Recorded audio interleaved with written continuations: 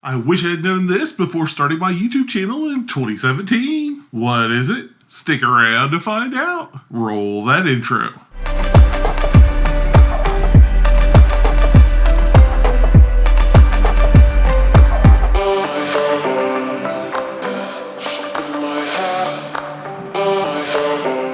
Hi all, Keith here. Welcome to the video. Before we go any further, just want you to pause the video, hit that subscribe button, and ring that notification bell so you don't miss any upcoming videos. Alright, so right off the top, this is going to be a little bit different video than we usually make. So I'm going to give you some tips and tricks and things I've learned along the way since I started this YouTube video in 2017. Anyway, let's get to the most important thing before you start your YouTube channel, like what are you going to make it about? The content. I wish someone had told me how important it was to niche down on your content before you start. Why? Well, let me tell you, it's real hard to start your YouTube channel with vlogs and variety content. You might think your content is real awesome and you have all these family members and friends on your Facebook page that are just gonna watch your videos and support you non-stop. Well, the hard truth here is that only a fraction of them will show up consistently to support your content. So when you're selecting your content, don't think about, oh, my friends would like this. Think more about what you're passionate about and what value you can deliver to your audience. So what type of content should you make? If you love painting, do a painting channel. If you love playing music, do that. But make sure you put your own unique spin on it so it doesn't feel like you're copying other creators on the platform. What about being a destination vlogger?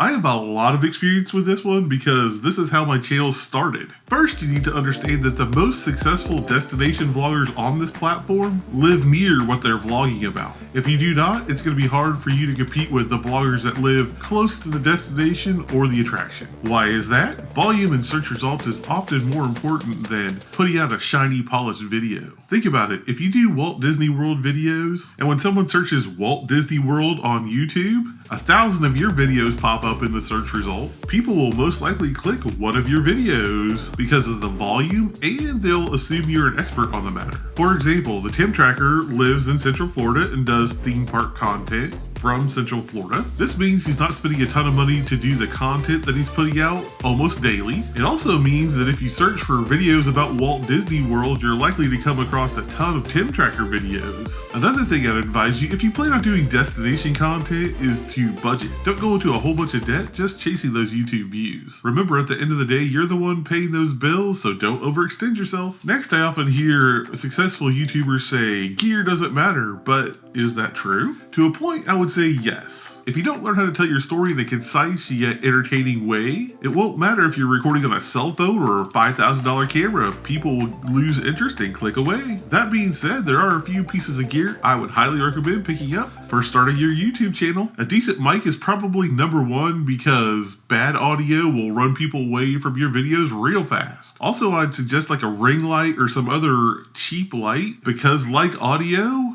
lighting makes a difference. Those two things can really up the production value of your videos. So you have your niche and you have your equipment. Now how about editing your videos? First, I started out recording all my videos on my iPhone using iMovie, so you don't need expensive software to start out editing your videos. But what I would say is whatever software you decide to edit your videos with, make sure you spend some time on YouTube watching tutorials on how to use that software to edit your videos because it'll pay dividends in the end. Also, a lot of times you're going to end up with a lot of extra footage, but here's something to remember. Do not use all that footage in your YouTube video. Here's my tip for that. First, take all your clips and edit them down as sort of like a rough draft. Then go back through your footage and watch it like you're just a regular person on YouTube watching this video for the first time. If you find there's sections that are too wordy or have long pauses or you're going off on tangents, those are good sections to cut out. For example, say you're making a YouTube video about building a desk. While talking through the steps of building the desk, you start going off on a tangent about what type of power tools you like the best. People likely don't care about your thoughts on these power tools, they just want to know the steps to get through building the desk. So look for things like that in your video and edit those parts out.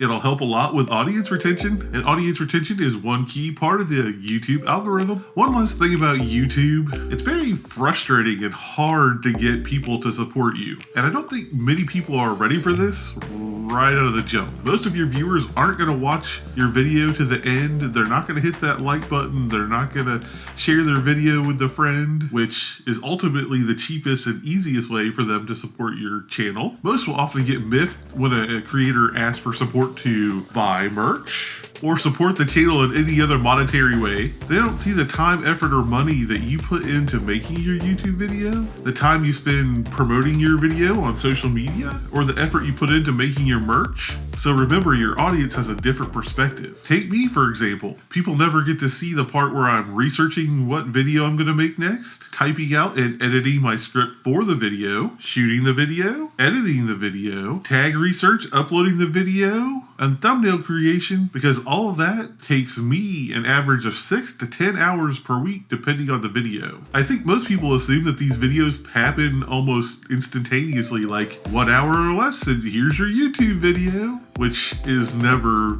the case. But again, they never see that part, so they don't know. Also, people sometimes assume that just because you're in the partner program, you're making a lot of money on YouTube. But you do make money in the partner program on YouTube through ads on your videos, but you need to hit almost 30,000 views on almost daily videos to make money and live off of YouTube alone. But trust me when I say the monetary part of YouTube is the hardest thing for small creators. If there's anything I wanted you to get out of this section, it's this. Just remember not to be ungrateful for the people who actually support you and support every one of your videos. Alright, to wrap this up, make sure you're starting your YouTube channel for you and make sure you're providing value for your audience. If you do that, people will keep coming back. Also keep in mind that very few people go from 0 to 1 million subscribers overnight, so know that it does take time to build your audience. Don't spend money that you cannot afford chasing views and doing things that you wouldn't usually do, because the worst thing you can do is make yourself go broke over your YouTube channel. Make sure you're engaging your audience too in the comment section down below, or even with some live streams. It helps to build those connections. Alright, drop me a comment down there below. Let me know if this video was useful and helped you get sort of like a background idea of what it takes to start a YouTube channel nowadays. Make sure you stick around because we'll have some end cards with some video suggestions, and we'd love it if you'd watch another video for us. Make sure you like, share, and subscribe. Shout out to all our subscribers out there. We really appreciate you guys. If you're interested in getting to know us better or want some discounts on the merch, click the join button below. There's many perks in becoming a member. Click the button down there to find out more. If you want a little less commitment and still want to support the channel, head on over to our Ko-fi page. It's a way to drop us a virtual tip here on the channel, and all the money goes back to support the channel. Alright everyone, we'll catch you in the next video. Thanks a lot for watching. Peace and love.